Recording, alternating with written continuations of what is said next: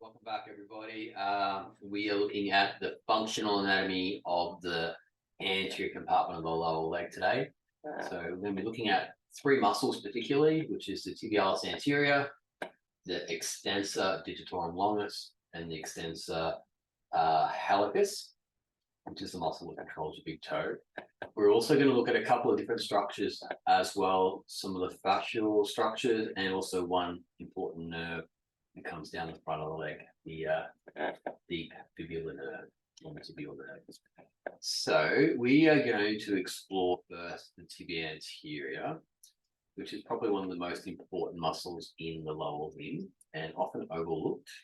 And hopefully by the time we go through that, you'll get a bit of a sense of why it's such an important muscle and why it's overlooked, and what we can do to kind of really optimize it.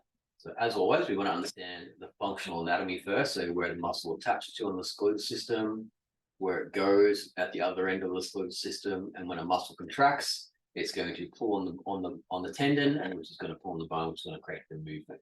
So that allows us to appreciate, understand the type of movement that this muscle works on its own individually when it contracts, and then when it works together in a team in the muscle group when it contracts. So just on that point, the anterior compartment is the tibialis anterior, the extensor digitorum longus going to the toes, and then underneath that we have the extensor hallicus, which is the big toe muscle. Essentially, these three all work together in a team, so it's very, very difficult, if not impossible, to isolate them. So you can't just say, I'm going to contract the tibia anterior and not contract the extensor digitorum. Like, it just kind of doesn't work that way. They work as a team together, and they do what we call co-contraction. So when one goes, typically all three of them contract at the same time. And they all produce the same movement across the ankle joint here in terms of dorsiflexion, and across the toes as in toe extension or lifting the toes up. So we're going to explore these movements together. So let's go back to our tibia anterior. And we always start with the proximal attachment. So that means closest to the midline, closest to the center of the body. So close to your center of gravity, which is just below your belly button. And so the tibia anterior is going to attach essentially on this part of the tibial condyle here. So the lateral condyle and proximal half of the lateral surface of the tibia. So the lateral surface is this big smooth bone through here. So essentially it's attaching on this big smooth bone. And it's also going to start to attach onto this membrane here, the interosseous membrane, which is really strong connective tissue or fascia, which connects the tibia and the fibula together. All right, so you've got muscular attachments onto that membrane as well. And it travels down the shin or the tibia, and it's essentially attaching all the way down, okay, until it gets around about to where the musculotendinous junction occurs. And then it's going to come around the front of the ankle on the medial side or the inside. So here, this little ridge in the bone, that's the medial malleolus. So that's the kind of the ankle bone you can feel. If you slide your thumb down the inside of your leg, you can feel that ankle bone. So this one slides down the front of it, and there's a little groove there which sits in. And then it's going to cross over, and it's going to pass through these really important two bones here. So we've got the navicular, and then we've got the medial cuneiform. And then we have the first big toe bone, or the first metatarsal. That's the start of your big toe. So this tendon of the tibialis anterior kind of comes across down the anterior medial side in front of your medial malleolus, ankle bone, travels past the navicular, medial cuneiform, and then structurally attaches onto the bottom or the inferior surface of the first metatarsal here. So it's literally underneath the foot. That's a really important kind of thing to kind of appreciate, is that there is underneath. That'll come into action. Interesting enough too, there's some really cool acupuncture points just here as well. Along this line here is the spleen line, also the kidney line that comes up as well. So we're going to acupuncture points in the future. So that's the extent, that's tibialis anterior. And then we look at the extensor digitorum longus. It's just a bit more lateral. It's attaching on that kind of a lateral tibial plateau, flat surface just above the fibula. You can see it's just a little bit anterior to the head of the fibula, which is this bone here. That's the head of the fibula. That whole thin bone goes on the outside is the fibula. So on this here, it could be touching more here. So it's a long, thin muscle. And it's going to come down the front of the shin, essentially, front of the tibia. And then it's going to spread out into the 4 toes. So we have the 5th metatarsal, 4th metatarsal, 3rd metatarsal, 2nd metatarsal. So that's one muscle to control the 4 toes. And then we have Extensor Hallicus Longus, which is a big toe muscle. And that has its own individual muscle. So it's really important if you've got one small bone like the big toe, it has one own muscle on its own. It's probably there for a reason. And we want to be able to have a strong toe extension. So if you be able to lift your toe up. And that's very important in walking, because you can't lift your toe up, that toe can get tripped on the ground and you can fall from that. So if you've ever been walking around and you've accidentally tripped, like caught your foot on the ground, basically you didn't lift your toe up. And so you trip. So this is a super important little muscle, is flexor hallicus longus. So extensor hallicus longus. So extends means to straighten, essentially. Hallicus is Greek for big toe, and longus is a long muscle. So if we kind of isolate it, you'll see that it's a long, thin muscle, and it can only go to about halfway up the shin. Yeah, so it's about halfway up, isn't it, where the other two go. So that's the anterior compartment. And a couple other structures to be really aware of is we have here on this side, we've got the superior extensor retinaculum and then the inferior extensor retinaculum, which are really strong connective tissue. Fascial kind of wrapping, if you will. Kind of think of them like your ITB band, but for the ankle. And so they're basically kind of keeping all these tendons in position, and these retinaculums sit on top of these tendons. So these tendons will be behind these strong, dense connective tissue. So want to keep them in position, also protects them a little bit, so that, because you're going to be using those tendons and muscles so much, you don't want them like flipping off the bone. So you've got to have this really, really strong wrapping fascia to keep them in position whilst these muscles are contracting. The other thing I wanted to point out is this little nerve here. Oh, there it is, the purple one. So this is a deep fibular nerve on the right. So this nerve is running down deep, which means it's kind of underneath all of these muscles. And if you've ever had a condition like shin splints, or a little bit further along, we have another condition called compartment syndrome, where these muscles get so tight, and so they either like just get overdeveloped or they get tight restricted, that it starts to compress down onto the fibular nerve. And then you start to get kind of these neurological sensations coming into your foot, like pins and needles, numbness, tingling, loss of sensation, stuff like that. So if you do a lot of running, or if you wear incorrect footwear after a long period of time, you might notice that you're getting some shin pain. Typically what it starts off with is shin splints, which is where the muscles are just pulling on this kind of connective tissue on the bone. Okay. Then it will tend to kind of move into either compartment syndrome, where the muscle gets so tight and restricted and so many adhesions within it, it's just not contracting, relaxing, sliding. It's just creating a lot of tension, and that starts to compress the neurovascular bundle. So in this case, it starts to kind of compress down on the deep fibular nerve, and so then you start getting anything downstream of the nerve where it's getting compressed, and signals will get interfered with. So you might get tightness, you might get weakness, or atrophy, inhibition, which means that any muscle that this fibular nerve is innervating, like these muscles, can potentially get compromised, so they don't work very well.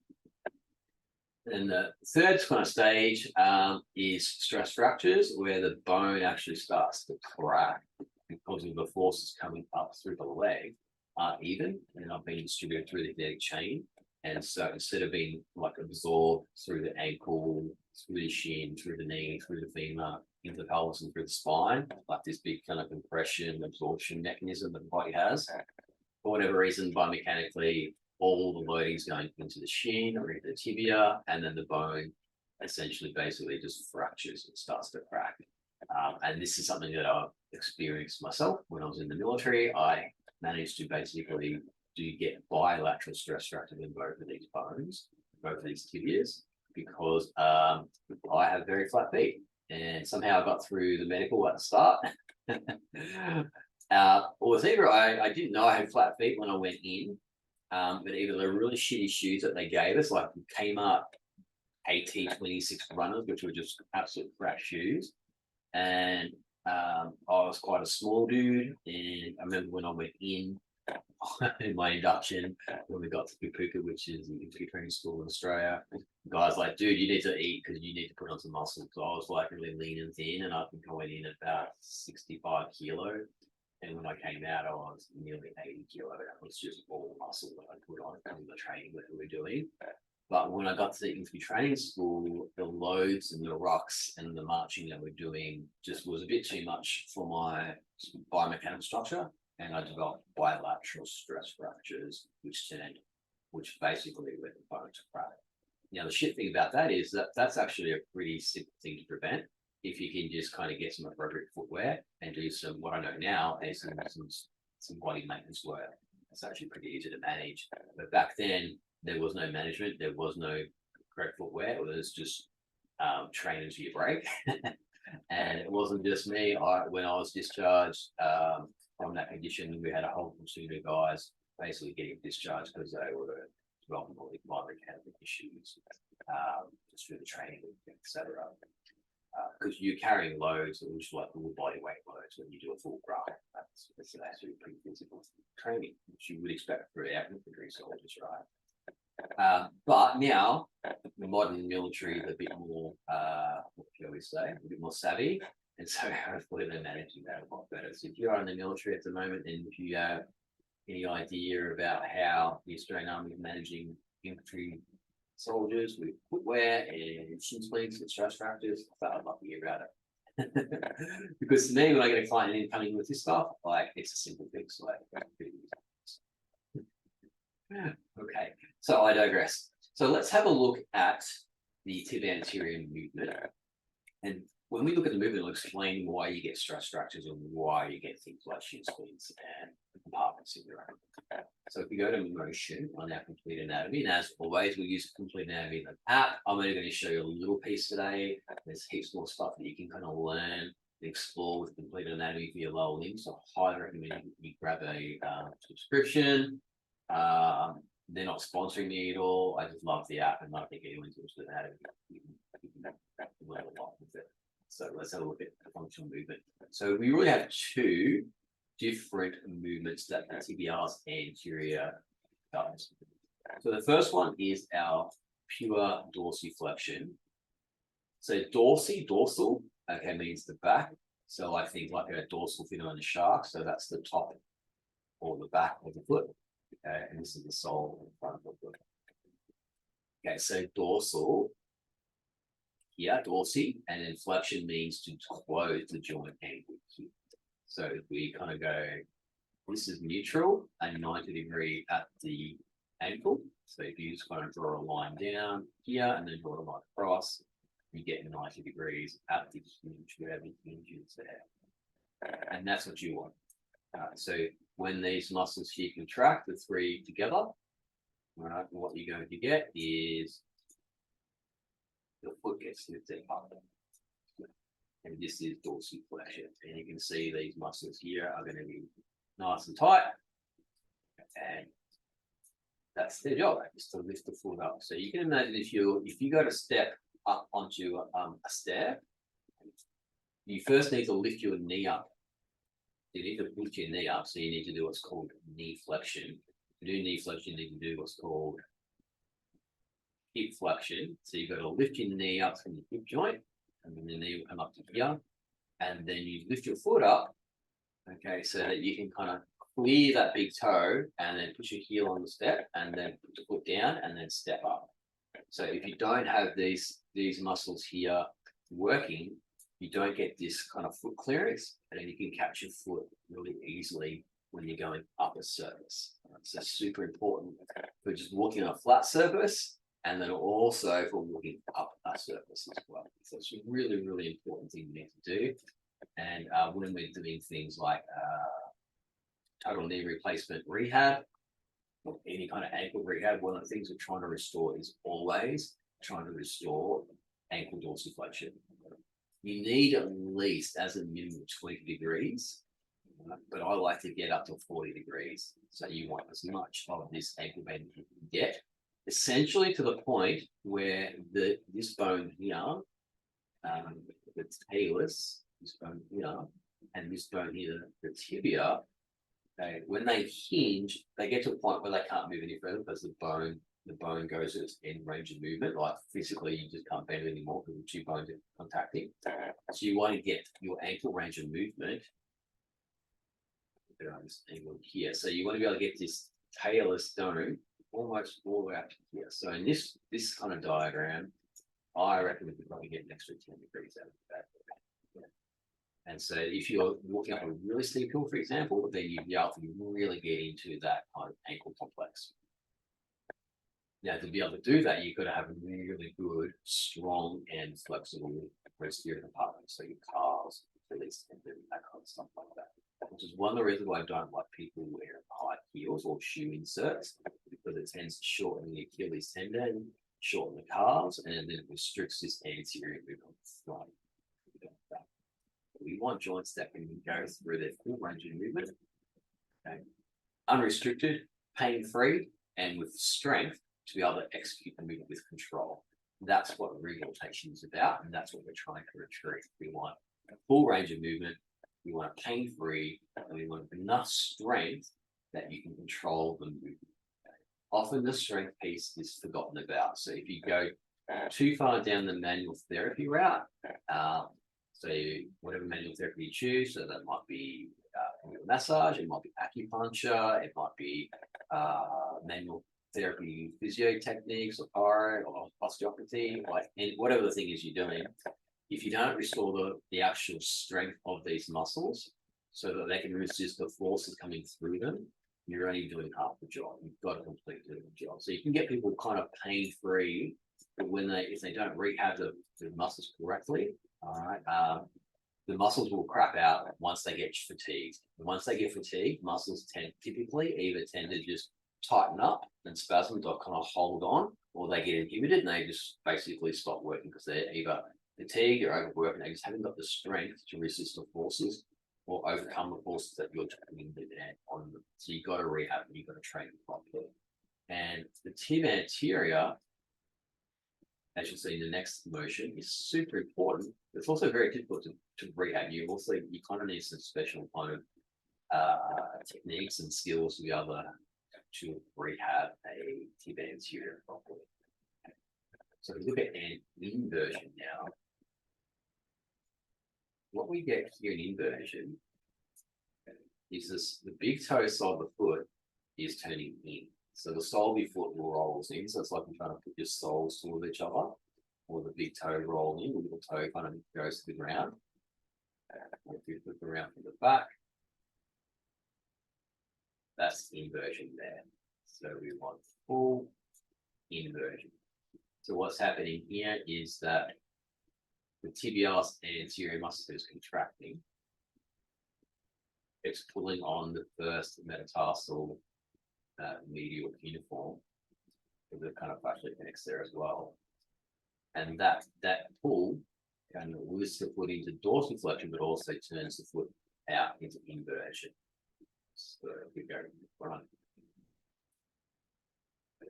so neutral, inversion, neutral, inversion, neutral, inversion, neutral, inversion. So on the screen, when it kind of changes color to orange and yellow, that means the muscle's contracting. So contracting, relax, contracting, relaxing, contracting, relaxing. So this movement here is super important. If you recall back to our lateral compartment video, which we were talking about the heel strike, and you land in eversion and then you roll into inversion. So the lateral compartment muscles, and the ones that are going to come down this side here, they're basically controlling eversion. And then the anterior compartment and the posterior compartment, they're controlling inversion. And they need to be balanced so you get this nice ankle roll from heel strike to toe off, heel strike to toe off. So as you do that, as you wind up here, this roll then puts your weight onto the big toe here. So then you can then use this big Extensor Hallicus muscle that we looked at before. Okay, that's going to contract and lift the toe up so you can hinge on these two joints, and then you're going to propel yourself forward with your calf muscles. But if you can't clear the space, you can't generate the force through the calf, so you need to be able to get this foot up.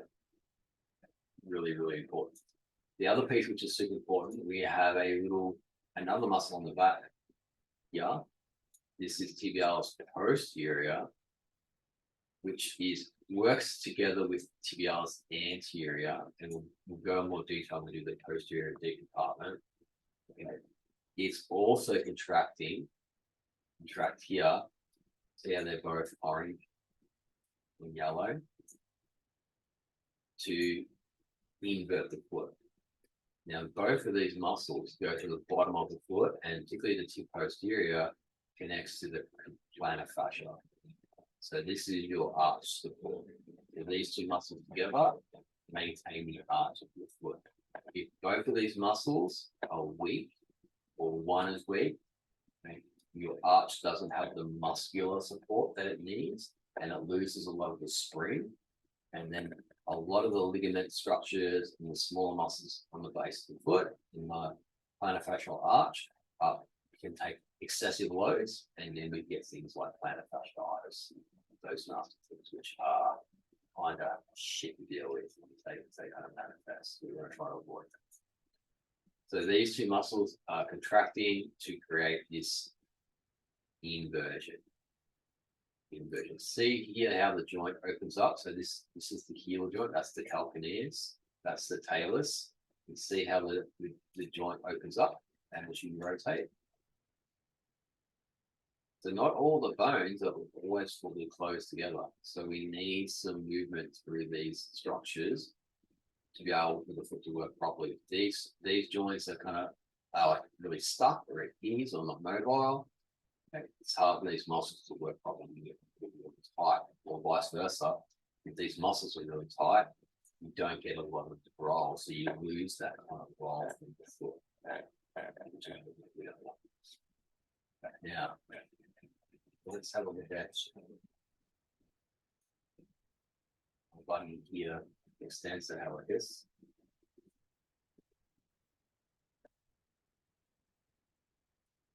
So this is curling your big toes up. There we go. So that's toe extension. Okay. So this is your first metatarsal into the tarsal, so your big toe. And as the muscle contracts, it pulls the toes up. Pulls the toes up. Like so. So you've got this big one here, and then you've got these other little ones that sit underneath. The Extensor Digitorum minimi, and this big one here is the Extensor Digitorum. So they all work together. So you've got a whole range of muscles that are working to extend the toes and the ankles. And when you put that together with dorsiflexion and inversion, you get the full range of the ankle. And that's what we're trying to do to get this full range. Now, if you get really tight in this area, first thing you're going to need to do is get some remedial massage. So you got to get someone to get in there and just strip it out. That's it, mate. you get the elbow down and you're going to massage out all the adhesions, all the knots, all the bumps, all the lumps, and just kind of bring it all up so the muscles can contract inside and glide. Once that's free, then you need to stretch it out, and we also need to mobilize, most likely, we're going back to this picture, our fascia. So we've got our superior and inferior retinaculum. These will be super tight. So if you've got shin splints, or if you've got compartment syndrome or stress fractures, okay, I guarantee you these bad boys are tight. You're going to get some kind of neural compression here, which is going to affect all these extensor muscles in the foot, which are going to make them weaker, which is going to put more load into the structure here, which is going to tighten these more up. So when your muscles aren't working very well, then the passive structures have to do more work. So that means that the connective tissue will be tighter, the fascia will be tighter, the ligaments will be taking more stress, more load, and that's we can do like ankle rolls or ankle sprains as well. So that's not fun. So you're gonna have to do some fascial stretching on that, which essentially means massage again, and then kind of weighted mobility, weight stretching type exercises. So the first thing, one of the first goals that I get people to do is, can you kneel down with your feet in full plantar flexion? So that means that you're sitting on your heels, kneeling on your floor, you're sitting on your heels, and your foot is fully straight underneath you in plantar flexion. So what we want there is essentially a straight line down from here, and that's going to stretch out all of these muscles through here and the retinaculum as well. Then once you've done that, then we start to strengthen the tibialis anterior with exercise. So you're doing resisted tib raises. So you can jump on Amazon now and buy like the special weight attachments, like ankle weights, which sit on the front of the foot, on the dorsal of the foot, and you basically doing a resisted dorsiflexion, and you do a buttload of them. Just like the calves, just like the Achilles tendon. All right, if you go for a 6-kilometer walk and you're averaging 1 meter a stride or a step, so that's going to be 1,000 steps, okay, which is 6,000 steps for 6 kilometers, which is kind of like the average walk / run that people do. So that's 6,000 repetitions. Right? So if you put that in context, you're doing your 3 sets of 10. 3 sets of 10 is a good start, but it's going to be nowhere near enough. You've got to get a lot of work into those muscles to get them firing, so they have the strength and the endurance to maintain the arch, and the length and the flexibility to go through their full range of movement. Okay. And the control with the strength to be able to control that eversion to inversion, plantar flexion to dorsiflexion combination that we need for correct gait, walking, running, jogging, those kind of things. So not much to work on, but spend the time with it, get these ones right. And I can say personally that having bilateral stress fractures in both shins, so basically with the bones being broken because I didn't do any of the rehab I just talked about. Now I can go for a 12K run, no problem at all. I can exercise, I can train. I've done 40K marches, no problem at all. Because I do, and I still have a fairly flat foot. Like I have an arch now because I've retrained these muscles, but I don't have a really high arch. But because of that, because I know how to do the maintenance work and do the kind of the mitigation stuff, I can maintain really good foot position, ankle mobility and function. And so I can just basically do what I want to do, which was the goal. But that did take me probably 18 months to get that rehab program. Once I figured out and I got the knowledge and understood what I need to do, it's been a long while to retrain that. You also have to retrain where to put your weight and feet, global posture too, because knee position will affect ankle position will affect ankle position and vice versa. Ankle position will affect knee, affect hip. So they work both ways. So if you get poor feet position, you can get knees, lower back problems. If you've got lower back problems, that can transfer down into ankle just because of the way the structures all connected together. So we're always trying to optimize for postural balance, so whole system balance. So the whole systems are even and working together, not fighting against each other. With everyone's kind of natural quirks and natural asymmetries and differences in shapes of joints and things like that. No one joint is exactly the same. We all have very similar anatomical structure, but no one joint is exactly the same. So there's always some natural variation. And that's the kind of the art and the skill and the science of exercise rotation, knowing the framework of what we're working with, and then how to adjust for the individual contours presenting. Okay, so I hope that's been enlightening for you for our lower limb. 3 key muscles here is in terms of tibialis anterior, extensor digitorum longus, extensor hallicus longus, our superior and inferior retinaculum or fascia, which kind of keeps all these tendons in position, and they ride around each side. And then we have the interosseous membrane, which connects the tibia to the fibula, where the muscles are connecting to. And then we also have this important nerve, the fibular nerve, running down the front of the shin, which can get compromised if these muscles get overworked or developed too tight and create things like numbness, tingling, inhibition of the muscular system, and complicating because the also start getting tired. Spend the time, get your feet right, get your shins right, and then you'll be able to enjoy your training, your movement, your practices, and move free, pain free, which is really okay. Thank you very much. As always, would love for you to subscribe to the channel, like and share. Let's get this knowledge of anatomy out to everyone, so we can all live and move free with them. Okay, thanks.